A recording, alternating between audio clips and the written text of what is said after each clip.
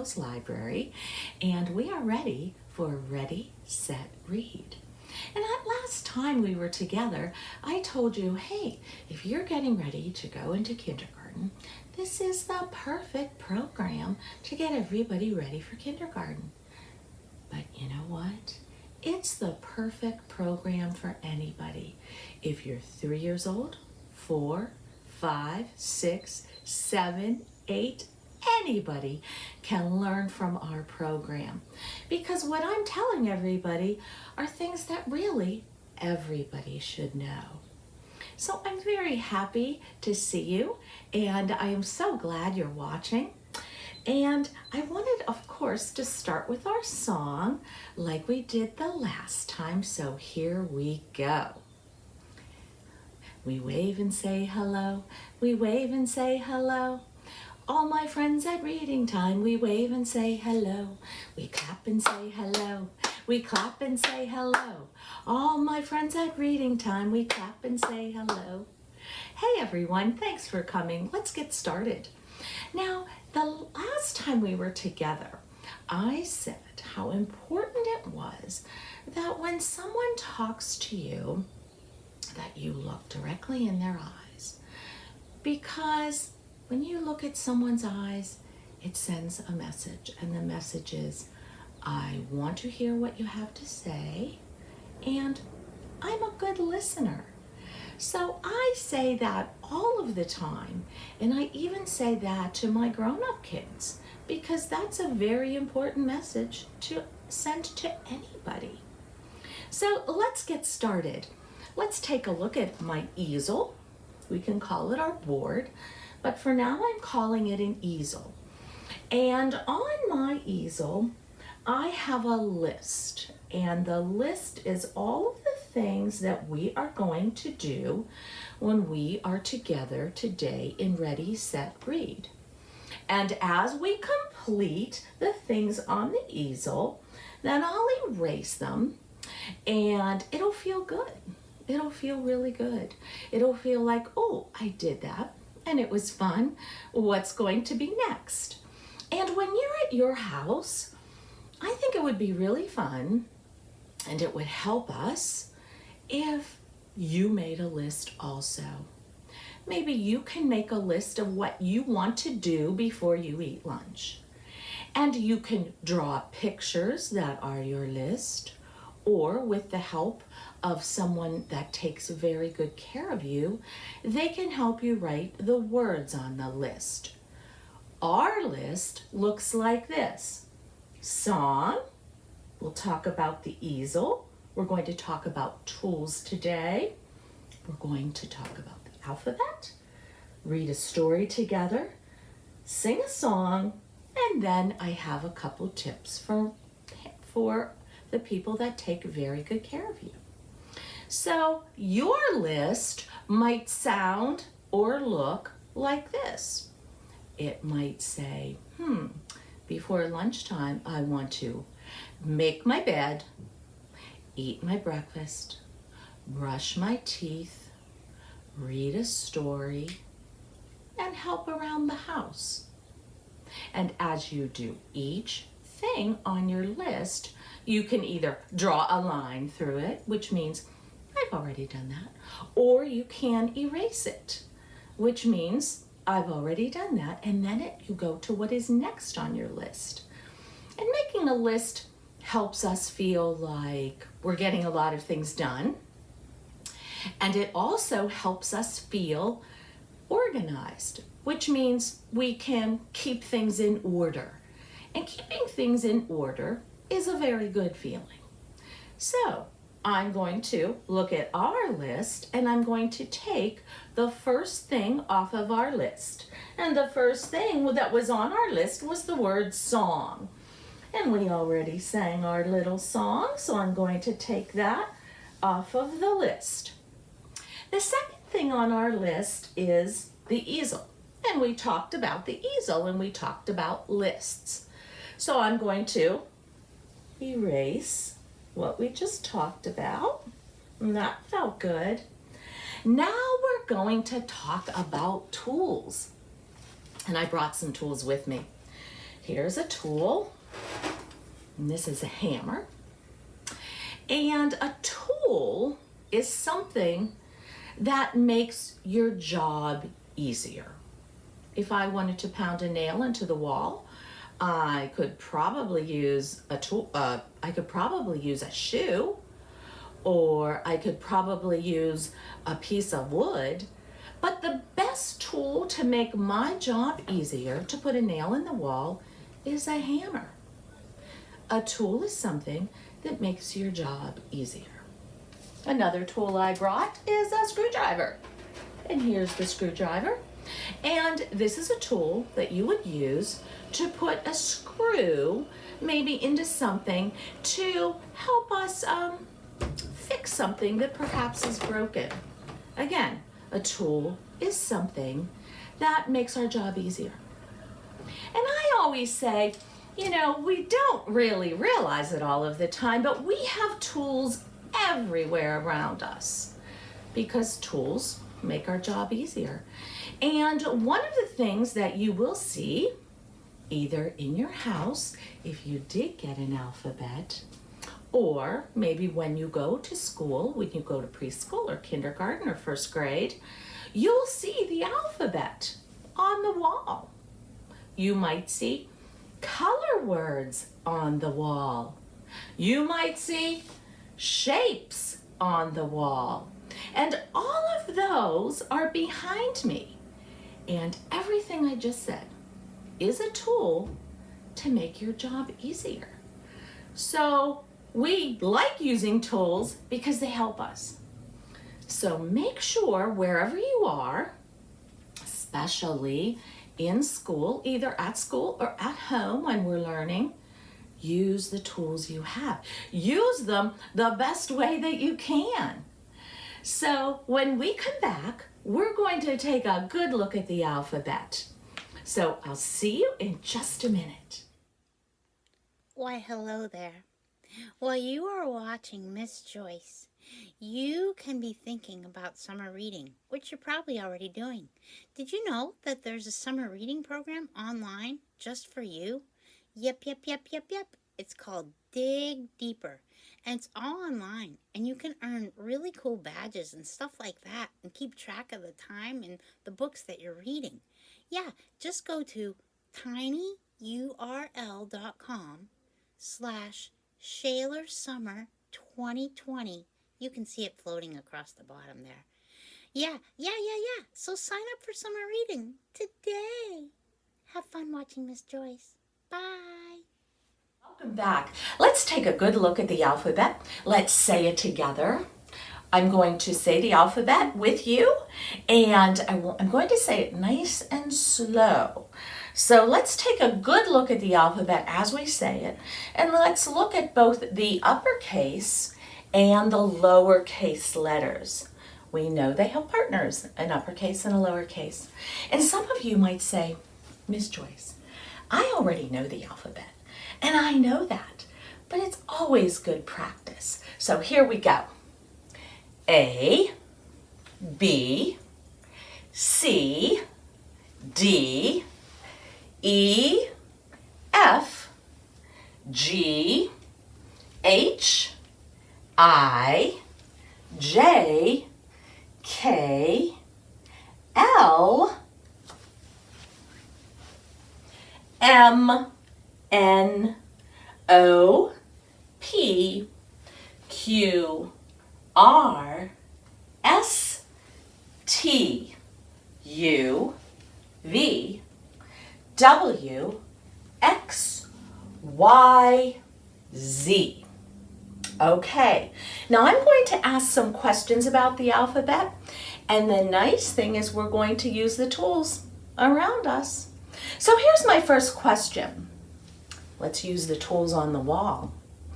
What letter comes between the letter H and the letter J? What letter comes between the letter H and the letter J? Let's find out. A, B, C, D, E, F, G, H,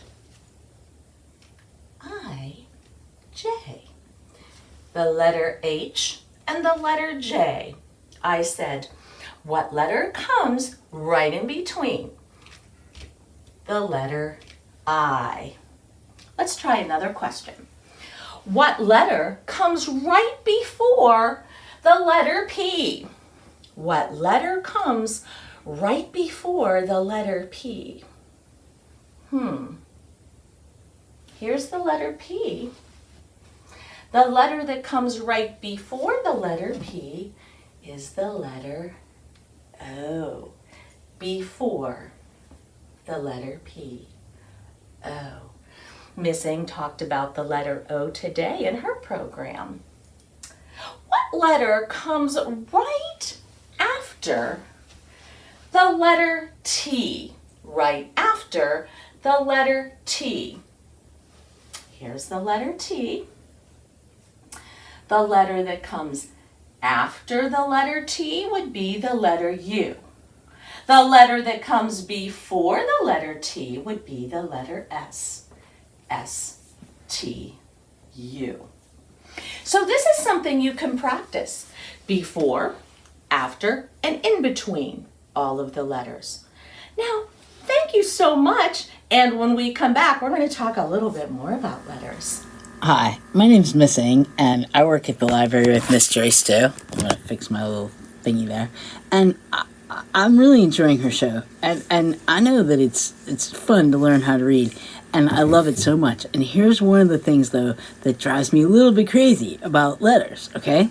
Okay, so we all know what this letter is, right? Okay, the letter A, and it's the capital letter A, all right? And then we learn about the lowercase letter A, right? And it looks like this, okay? So we learn, okay, this is lowercase a. And then we start looking around in books, okay? But the letter A often looks like this. And so when you see this, you're thinking, wait a minute, lowercase a, what? I thought this was lowercase a.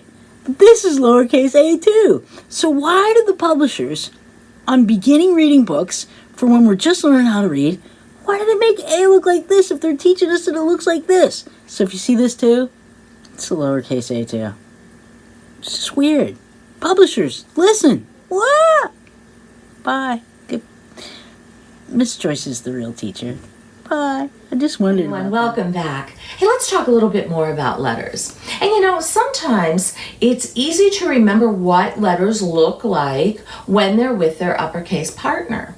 And sometimes when they're not with their uppercase partner, they can be a little bit confusing because they look a little bit alike. So here we go. Let's get started. We have the letter B.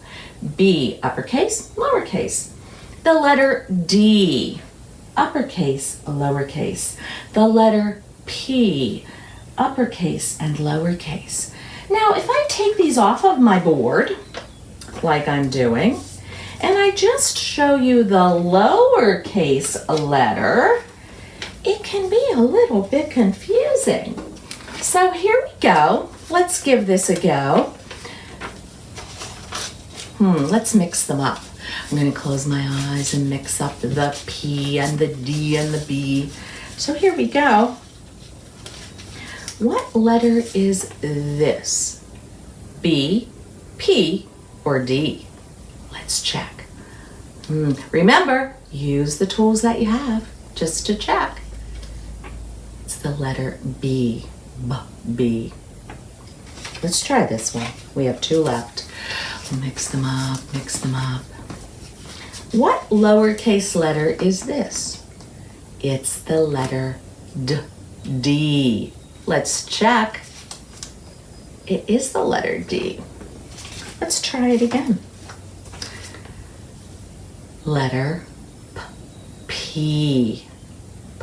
P. There it is.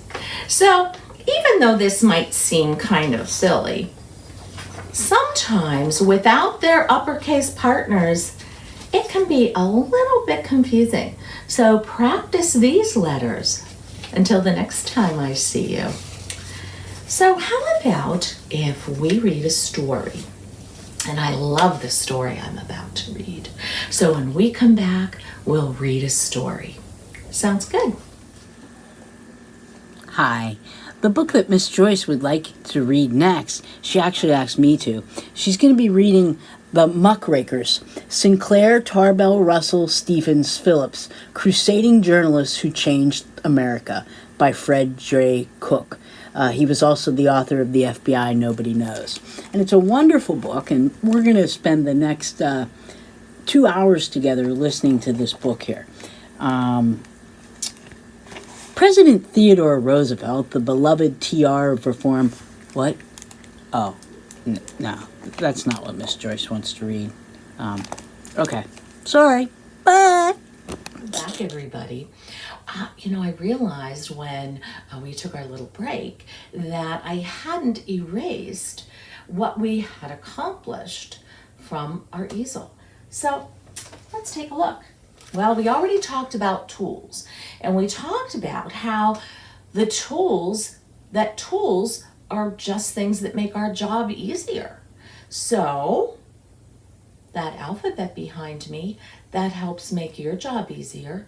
It'll help make your job easier if you're talking about the alphabet at home or at school. So use what's around you. Use the tools around you. So let's erase the word tools and my picture on the hammer. Oh, and alphabet. We went through the alphabet, and remember, a good thing to do is ask yourself, or have someone that takes very good care of you ask you, what letter comes before? What letter comes after? What letter comes in between? And then, of course, it's important that we practice the letters P, B, and D, because those lowercase letters can look alike. So it's always really good to look at the lowercase letters alone without their uppercase partners, because they can look alike. So it's always good practice. So as I look at my easel, the next thing we're going to do is read a book. Now, the book I'm going to read is called It's a Firefly Night. And I have here a little jar. I thought it would be fun to pretend. I love pretending. And it's a jar, and I filled it with those little twinkle lights. And it kind of reminds me of fireflies in a jar. So let's get started with It's a Firefly Night. I'm going to read the story, and I'm going to read it slowly. So listen very carefully, and then when I'm through, I'll ask you some questions about the book. So here we go. It's a Firefly Night, written by Diane Ochiltree. The illustrator is Betsy Snyder.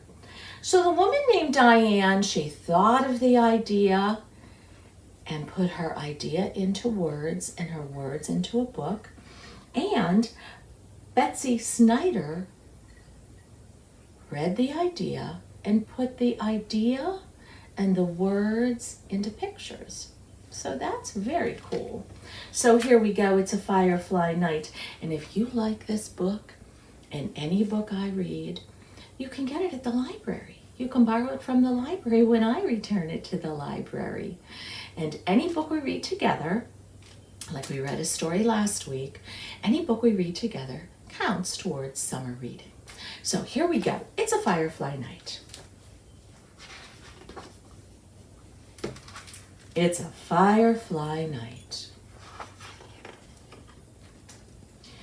When the moon is high and the stars are bright, Daddy tells me it's a Firefly Night.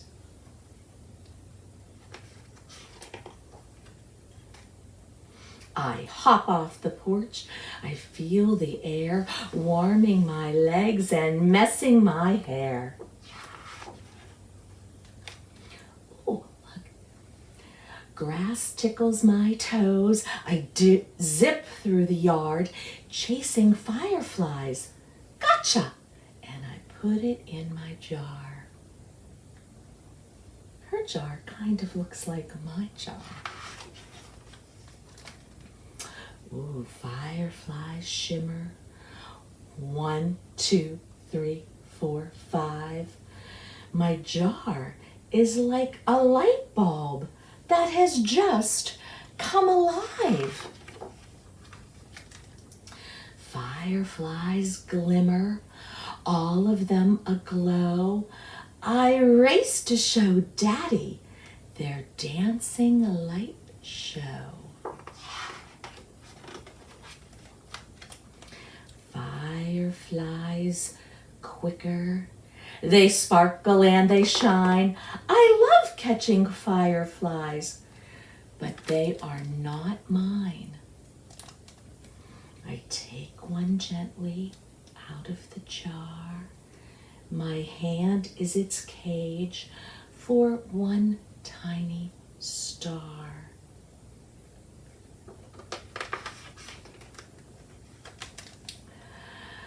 Uncurling my hand, easy and slow, I whisper goodbye and I let it go. There it is. She's letting it go.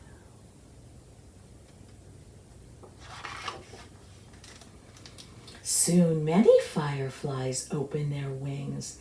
They flicker and they flutter and they soar over my swings. 10, 9, 8, 7, 6, 5, 4, 3, 2, 1. They blink in the night. We walk back to my house. I hold Daddy's hand tight. Will tomorrow, I ask, be a firefly night? Alrighty, let's talk about the story a little bit. The first question I want to ask you, and I want you to think about it for a second, what was this story mostly about? What was it mostly about? I think it was mostly about a little girl who catches fireflies in the night. That's what the story was mostly about. The next question I have is, who are the characters in the story? Who was in the story? We know the little girl was. We don't know her name, but we know there was a little girl, and we also know that her daddy, he was in the story. And you know who else was in the story? Her dog. Her dog was in the story. And of course, the fireflies were in the story. My next question is, where did the story happen? Where did the story take place? The story took place in her yard. And we know it took place in her yard because there were a couple of clues. It's always so good to listen so carefully to books. It kind of gives us clues to the answers that we're looking, to the questions, answers to the questions we're looking for. And she hops off of her porch. So that's a clue, it might be in her yard. And it also, you know what I love about this picture? It's her dog. We know that's her dog. It doesn't show the rest of the dog, but we get to use our imagination and know that the dog is leaving the picture. The dog is leaving this part of the story to go to the next part of the story, but we don't need to see the whole dog. We just need to see part of the dog because we're using our imagination. And one of the things that I like that told us, if you look very carefully in the story, that it's her yard, is she tells us that the fireflies go near her swings. So that means that she must have swings in her yard. She even says the words, "They flitter and they flutter, soaring over my swings." So we know that it's in her yard. Now, the next question I have about the book, we already know who was in the book. where the book happened, where the book took place, what the book was mostly about.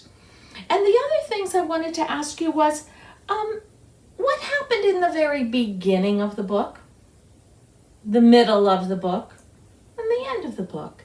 And last week I told you that there are 3 ways to read a story. And the one way is by reading the words, which I did. The other way is by looking at the pictures, and that will help you understand and read a book. And the last way I told you can read a book is by retelling the story. So that's what we're going to do now. So what happened first? Well, first, the daddy said to the little girl, it's a firefly night. And they ran outside and she saw the fireflies. And then in the middle of the book, she caught the fireflies and put them in a jar, kind of like my little jar here. And at the end of the story, she realized that the fireflies were not really hers. And she let them go. And when she let them go, she saw many other fireflies in the night.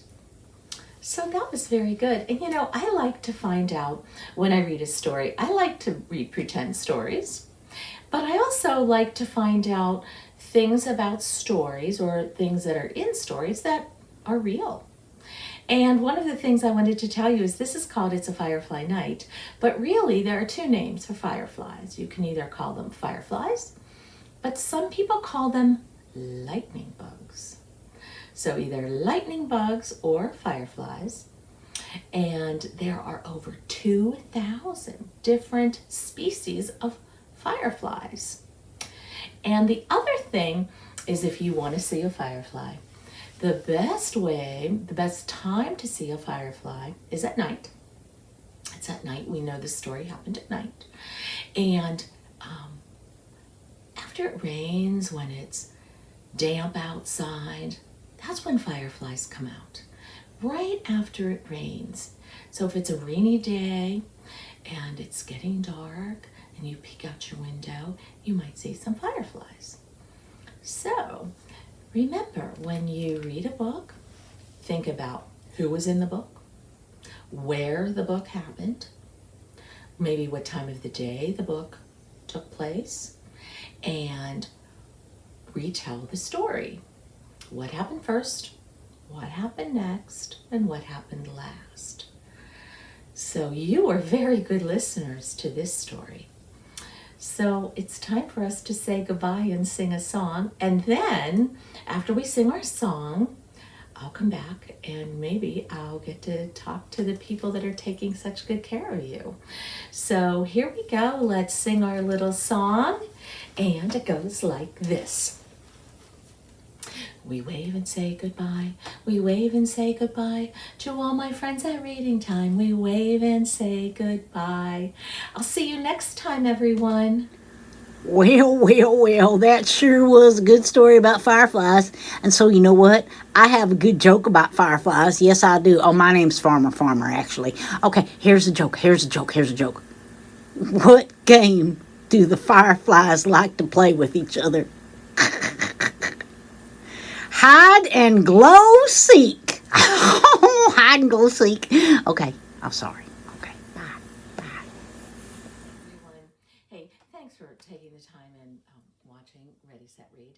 And this is just some ideas. I certainly know that when I had little ones, I looked for any opportunity to learn about being a parent or about taking good care of my kiddos. So again, I was a teacher for a long time, and people would always say to me, like, how can I help my child? What can I do? And these are so simple, but so important. And, when I do this program, it is by design that I make this list on the board. And it is because we know that when people make a list, it increases productivity, like beyond a shadow of a doubt. It does increase productivity. So make a list. Make lists at your house. As I said earlier, maybe make a list about what you intend to do before lunchtime, or a list. Even if you made a list of neighbors, make a list of your favorite foods. Help with the grocery list. And so if your child does that, it really helps. Lists make us feel secure, and lists help us with productivity. The other thing I was going to say is if you make a list of neighbors or friends or foods, alphabetize them. Use the alphabet to alphabetize your list. And open up your phone and look at your contact list with your child or whoever you're taking good care of. And if you look at your contact list, it's alphabetical. If you open up files in your computer, it's usually alphabetized. So take a good look at that and explain, alphabetizing things is something we're going to see over and over and over again. So making a list, and you can write the list with words, or your child or whoever you're taking good care of can make their list with pictures. And as you move along through the list, you can cross them off, and also alphabetize your list. If you're making a list that can be alphabetized. My list is sequential, but your list does not have to be a to-do list like ours. It can be another kind of list that you can alphabetize. The other thing I wanted to tell you, and I just saw this morning, and I just couldn't let this pass without mentioning it. And I was watching a morning show today, and the Watt brothers, who are three brothers who have now play in the NFL, and they're interviewing these three brothers, and they're saying, like, how is it that three brothers can become professional athletes? And of course they said what we would expect them to say, in that they were highly involved with sports growing up, that their parents kept them physically active. But the one thing they said was that their parents always had them in summer reading. So go to our website and get involved with our summer reading programs. We have them for kids and we have them for adults. So, hey everyone, thank you so much. Thanks again for enjoying Ready, Set, Read. And I look forward to seeing you next time. Thank you.